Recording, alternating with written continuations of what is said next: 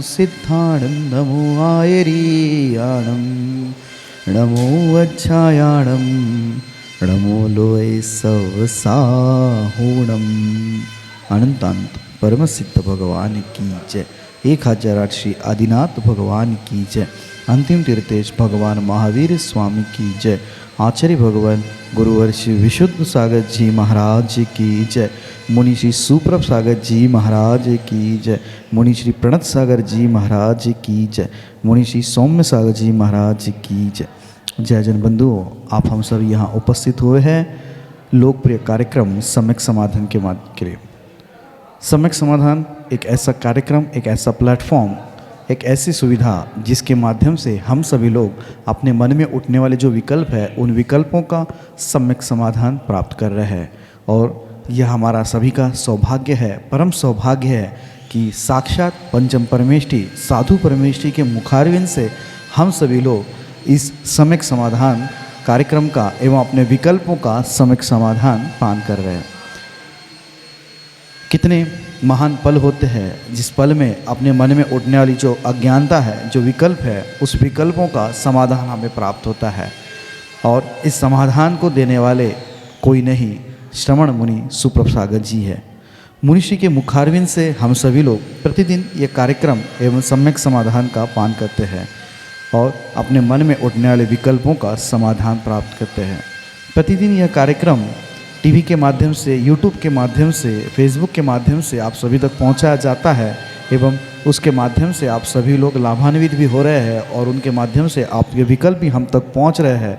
उस विकल्पों का समाधान मुनिषि के द्वारा प्रतिदिन किया जा रहा है और ऐसा समाधान आप और भी प्राप्त कर सकते हैं। अपने मन में उठने विकल्प हम हमें व्हाट्सएप के माध्यम से नीचे पट्टी पे स्क्रॉल पे जो नंबर चलते हैं उसके माध्यम से ये व्हाट्सएप के द्वारा आप अपना विकल्प हम तक पहुंचा सकते हैं। उस विकल्पों को एकत्रित करके मुनिषि के द्वारा उस सम्यक समाधान आपको प्रदान किया जाएगा। शुरुआत करते हैं आज की उस मंगल बेला को मुनिषि के चरणों में कोटिशा नमोस्तु करते हुए मुनिषि प्रणत सागर जी महाराज से यह निवेदन करते हैं कि हे स्वामी, आज के कार्यक्रम को गति प्रदान करते हुए संचालित करें। नमोस्तु नमोस्तु नमोस्तु।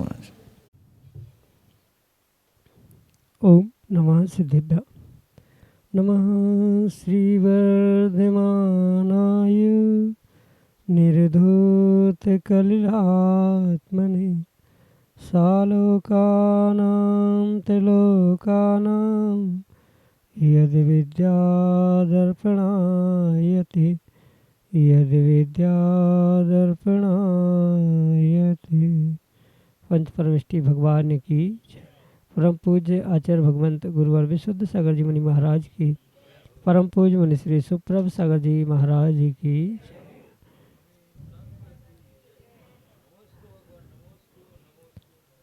समीचीन विकल्पों का सम्यक समाधान। सम्यक ज्ञान की वह अनूठी विधा जिसके माध्यम से हम सभी प्रतिदिन अनेकानेक समीचीन विकल्पों का सम्यक समाधान आगम के परिप्रेक्ष्य में परम पूज्य आचार्य भगवंत गुरु और विशुद्ध सागर जी महाराज के मंगल सुभाषिष से उन्हीं के सुयोग से परम पूज्य मुनि श्री सुप्रभ सागर जी महाराज द्वारा प्रदत्त वह प्रचरण नाम के स्वाध्याय के रूप में अनूठी विधा समीचीन विकल्पों के सम्यक समाधान के रूप में प्राप्त करते हैं। और वही सम्यक समाधान हमारे मन को निर्विकल्पता की ओर ले जाने वाला होता है और मन की निर्विकल्पता ही आत्मा का वास्तविक स्वभाव है। ऐसे आत्म कल्याण की प्राप्ति की वह एकमात्र कार्यकारी अनूठी विधा समीचीन विकल्पों का सम्यक समाधान प्रारंभ करते हैं। और आज के पहले विकल्प के लिए श्री सिद्ध क्षेत्र गजपंथा नासिक महाराष्ट्र से संप्रदा जैन महाराज श्री के चरणों में कोटि कोटि नमोस्तु निवेदित करते हुए अपना समीचीन विकल्प रख रहे हैं कि महाराज जी, कर्म भूमि का कण कण सिद्ध क्षेत्र होता है, तो क्या मोक्ष प्राप्ति के लिए शाश्वत तीर्थ सम्मेद शिखर जी पर जाने की आवश्यकता नहीं होती? क्या जीव कर्म भूमि के अन्य क्षेत्रों से भी मोक्ष प्राप्त कर सकते हैं? हमारे समीचीन विकल्प का सम्यक समाधान करने की अनुकंपा करें। नमोस्तु महाराज जी, नमोस्तु। ओम नमः सिद्धम। परम पूज्य आचार्य भगवान गुरुवर विशुद्ध सागर जी महाराज की,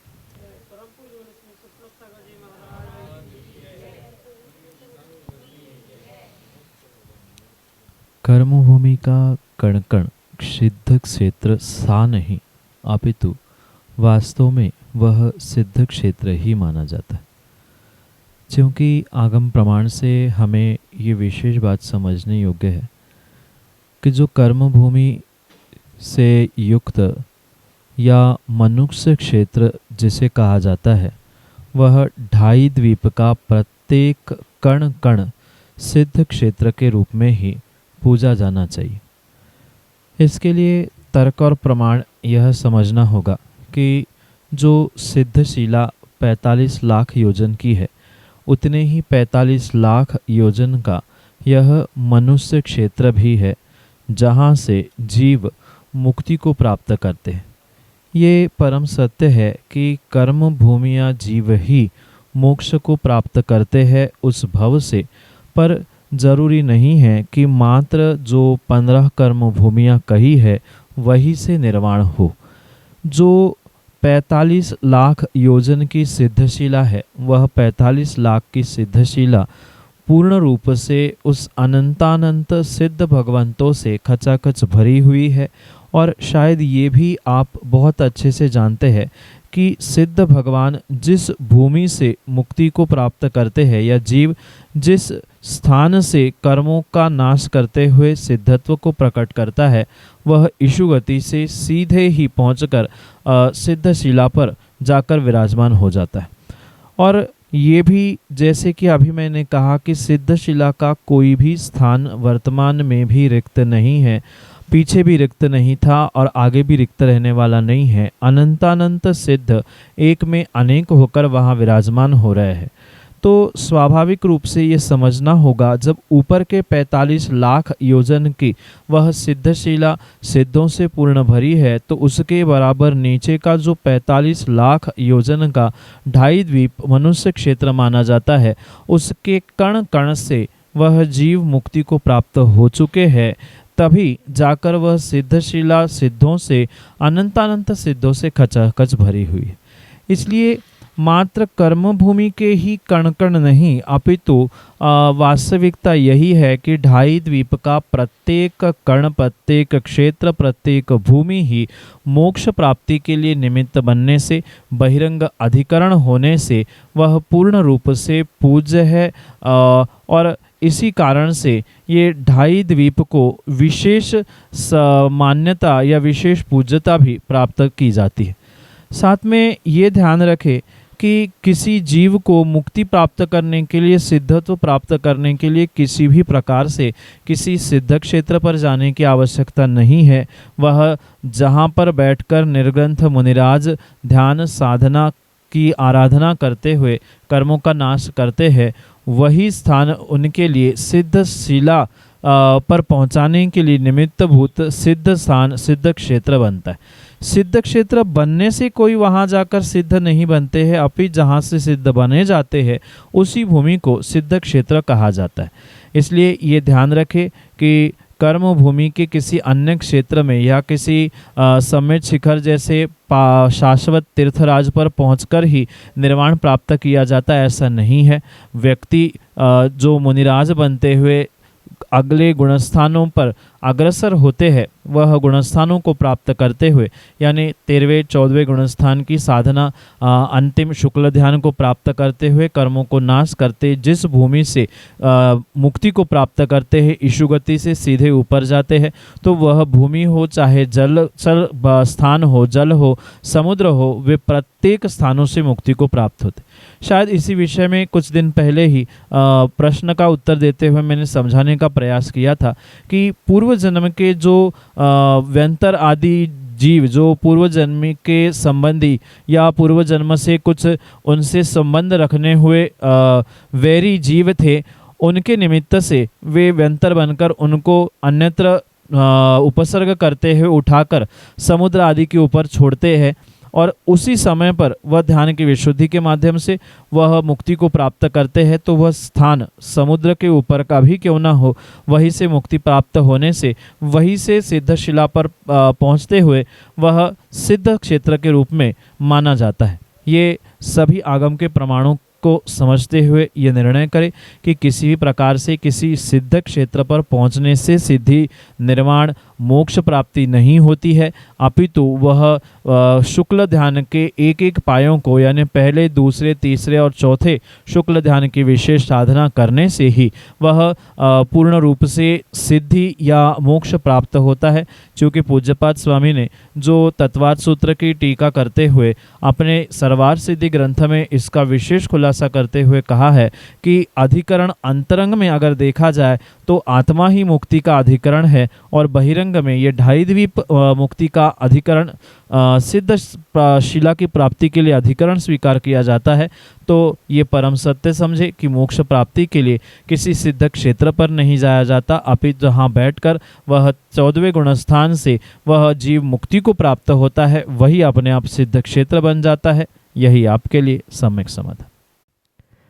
डॉक्टर विजय कुमार जैन, गांधी, नातेपुते, महाराष्ट्र से अगले समीचीन विकल्प के लिए हमारे सामने।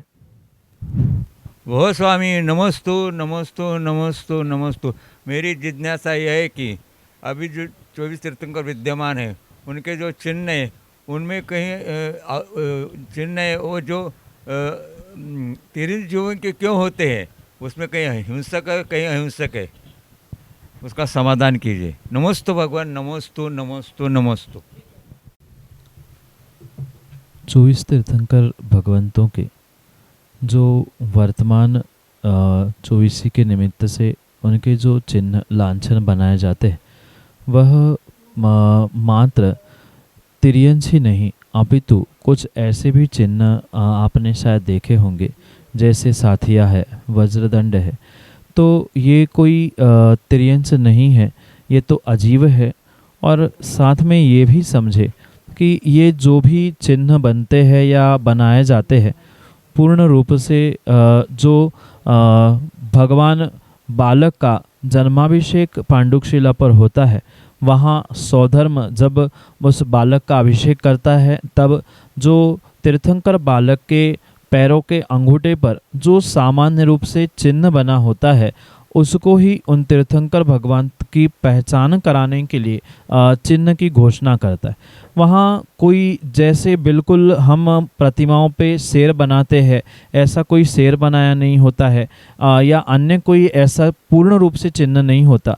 जैसे 1008 शुभ लक्षण शुभ चिन्ह भगवंत के शरीर पे होते हैं, उनमें से उनके उस पैर के अंगूठे का लगभग आकार समझते हुए ही वह चिन्हों का निर्धारण किया जाता है। हाँ, ये परम सत्य है कि कुछ शेर जैसे हिंसक प्राणी भी चिन्ह बने हुए प्रदर्शित किए जाते हैं, पर वहाँ वह हिंसक प्राणी का अभिप्राय उस भगवान के अहिंसा से किंचित भी तारतम्यता से नहीं जोड़ना चाहिए। ये तो एक मात्र पहचान कराने के लिए सौधर्म ने जो चिन्ह स्वाभाविक रूप से बने हैं उसका वहाँ पर उद्घोष किया है। जैसे शायद आपने हाथ भी देखा होगा, हाथों की रेखाएं देखी है, तो वहाँ जो एक साधारण रूप से कुछ आकार विशेष बनते हैं। आकाश में भी आपने अगर देखा होगा तो नक्षत्रों के निमित्त से भिन्न भिन्न आकार वहाँ प्रदर्शित होते, जबकि वहाँ शेर नहीं है, ध्वजा नहीं है, पर फिर भी उस जैसा प्रतीक वहाँ होता है। ऐसा ही कुछ हल्का हल्का सा धुंधला सा वह चिन्ह वहाँ पैरों के अंगूठे पर बना रहता है। तो उसको सामान्य रूप से स्वधर्म समझते हुए तीर्थंकर भगवंतों की अलग अलग पहचान हो, मात्र इतने ही अभिप्राय से उन तिर्यंश हो, चाहे साथिया हो, चाहे चंद्रमा हो, वज्रदंड हो आदि जो लगभग वहाँ आकार बना सा दिखता है वही उद्घोषित करते हुए वह उनका चिन्ह तय किया जाता है। ये तो मात्र एक नियोग रूप ही है। सर्वथा ऐसा ही तिर्यंशों का या हिंसक प्राणियों का ही संबंध उनसे नहीं जोड़ना चाहिए, क्योंकि हमारा आगम अनेकांत से युक्त है और अनेकांत में ये विशेष बात होती है कि सर्वथा एक ही विषय को सर्वत्र नहीं लगाया जाता। वहाँ का अभिप्राय मात्र चिन्ह उनकी पहचान कराने के लिए है। हिंसक अहिंसक, पूजनीय अपूज्य, चेतन अचेतन, ऐसा कोई भी भेद वहाँ नहीं है। जो उन्हें समझ में आया उन्होंने वहाँ उद्घोषित करते हुए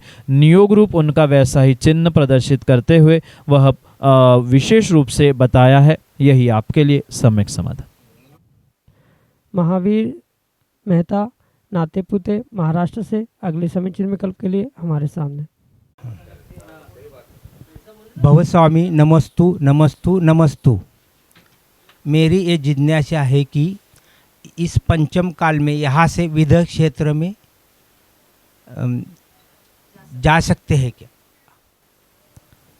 पंचम काल में जो भरत क्षेत्र में जन्मा हुआ जीव है वह इसी पर्याय से यानी वर्तमान की मनुष्य पर्याय से विदेह जाने की भावना तो रख सकता है, पर हर व्यक्ति विदेह क्षेत्र नहीं जा सकता।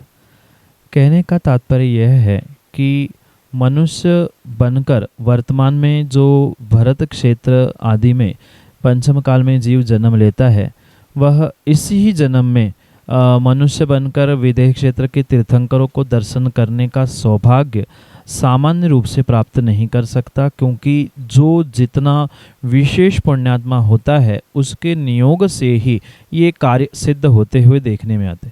जैसे भगवान कुंद स्वामी के विषय में आता है, पूज्यपाद स्वामी के भी विषय में आता है कि उनका विदेह गमन हुआ था विदेह क्षेत्र में। वे सिमंदर स्वामी भगवान के समोषण में साक्षात दर्शन करके आए थे।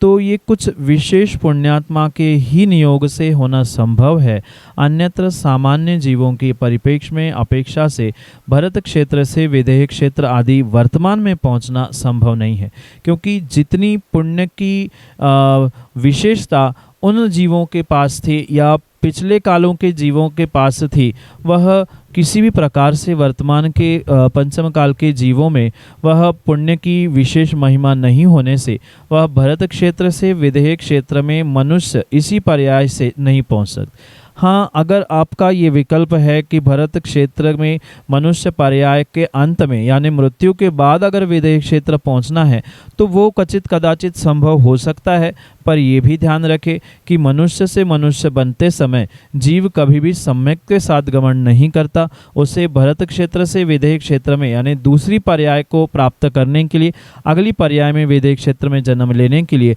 नियम से सम्यक का त्याग करते हुए मिथ्यात्व के साथ ही जन्म लेना पड़ेगा, क्योंकि मनुष्य से मनुष्य बनने के लिए मिथ्यात्व पूर्वक ही जन्म होता है इस पंचम काल में। इसलिए ये जो आगम की व्यवस्था पंचम काल में भरत क्षेत्र से विदेह इसी पर्याय में और अगली पर्याय के निमित्त जाने से है, यही आपके लिए संक्षेप से सम्यक समाधान। विभाश्री दोषी, पुणे महाराष्ट्र से अगले समीचीन विकल्प के लिए। नमस्तु गुरुदेव, नमस्तु गुरुदेव, नमस्तु गुरुदेव।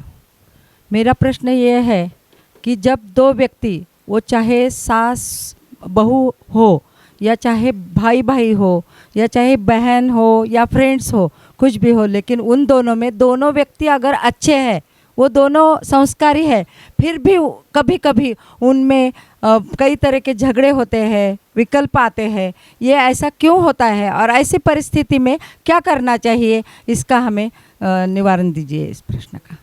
नमस्तो नमस्तो।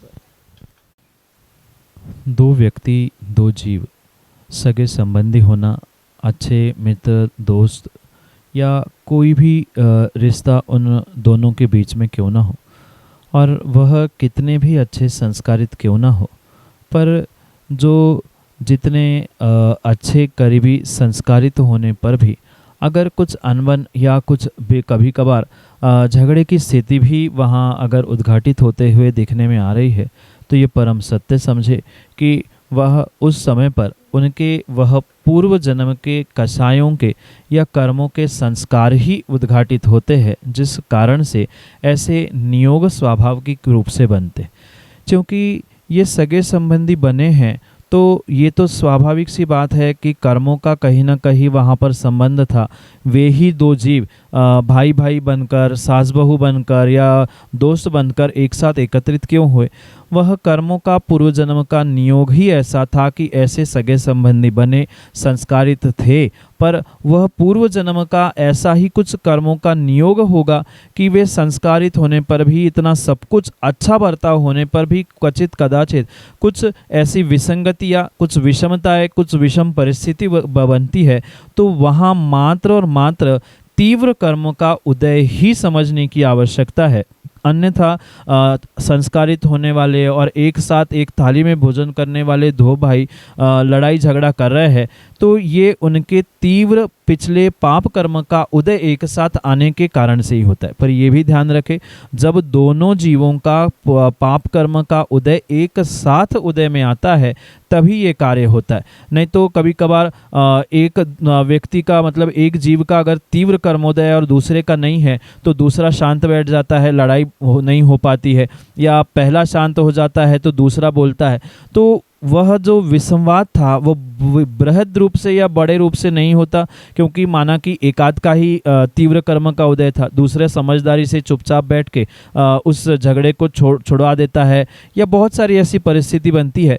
तो इन सब के पीछे वह वर्तमान के संस्कार मात्र कार्यकारी नहीं होते, क्योंकि आप जैसा कह रहे हो बहुत अच्छा बर्ताव करते हैं तो वह मात्र वर्तमान का संस्कार है।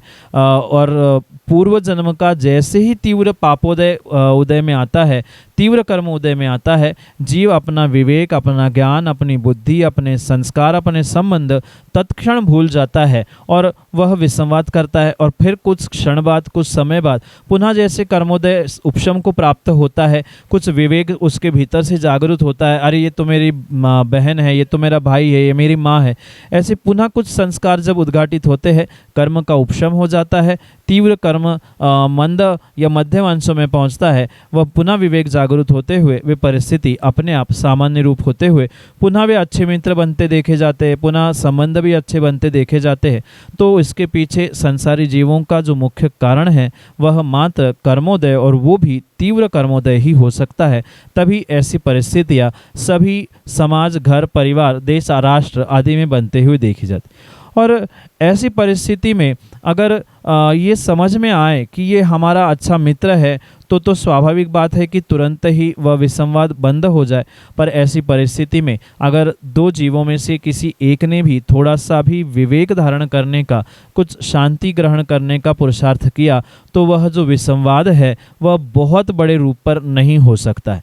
क्योंकि तीव्र कर्मोदय है तो वह उसका कुछ ना कुछ फल तो मिलेगा, पर परस्पर में ही विसंवाद होकर वह सीमित दायरे में या कुछ घर परिवार में ही रहा तो जो लोक अपवाद बाहर होने वाला है कम से कम उससे बचा जा सकता है, या जो कई महीने लड़ाई, युद्ध, कोर्ट कचहरी आदि होने वाली थी वह चंद मिनटों में, घंटों में ही घर में ही समाप्त हो सकती है।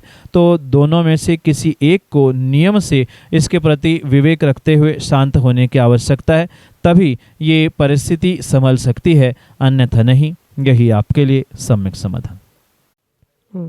सो अनिला विजय गांधी, नाते पुते, महाराष्ट्र से अगले समीचीन विकल्प के लिए। सभी को हो गया, चलो हाँ। नमस्तु नमस्तु नमस्तु मुनि महाराज जी, सबको जय जिनेन्द्र। मेरा ये प्रश्न है कि अभी वर्तमान काल में जो 24 तीर्थंकर मोक्ष गए हैं उनमें तो पहले भगवान वृषभदेव, अजितनाथ वगैरह, उनका बीच का काल तो बड़ा बड़ा था और उसमें 6 महीने 8 समय में 608 ही मुनि मोक्ष जाते थे। तो वो संख्या ठीक है, करोड़ों की जो संख्या है कोड़ा कोड़ी की, वो टाइम की ठीक है। लेकिन आगे आगे भगवान मुनिसूरत, नेमिनाथ, पार्श्वनाथ, महावीर भगवान के काल तो अल्प है। तो उस टाइम की वो कोड़ा कोड़ी की संख्या कैसे वो हो है, ये तो समझ में नहीं आया। तो यही प्रश्न का हमारा समाधान हो जाए महाराज जी।